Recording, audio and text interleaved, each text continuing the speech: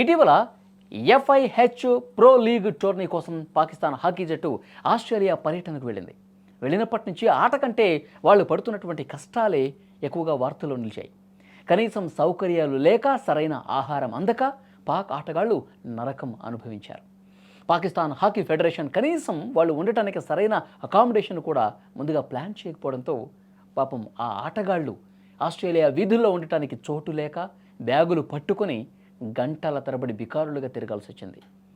ఇక ఈ టోర్నీ ముగించుకొని స్వదేశానికి తిరిగి వచ్చిన తర్వాత పాక్ హాకీ జట్టు కెప్టెన్ షకీల్ అహ్మద్ బట్ మీడియాతో మాట్లాడుతూ కన్నీటి పర్యంతమయ్యాడు.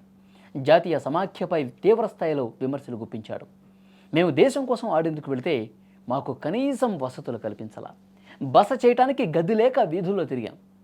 ఒకానొక దశలో తినడానికి కూడా ఇబ్బంది పడి హోటల్ కిచెన్ శుభ్రం చేసి గిన్నెలు కడగాల్సినటువంటి కర్మ పట్టింది మాకు అంటూ ఆవేదన వ్యక్తం చేశాడు.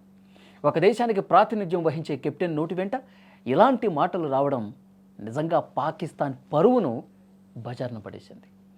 పాకిస్తాన్ ఆర్థిక మాధ్యంతో కొట్టుమిట్టాడుతోందని ప్రపంచం మొత్తానికి తెలుసు. కానీ ఒక జాతీయ జట్టును విదేశాలకు పంపేటప్పుడు కనీసం నిధులు కూడా ఇవ్వకుండా ఇలా నడి రోడ్డు మీద వదిలేయటం పాక్ ప్రభుత్వానికి చెల్లింది.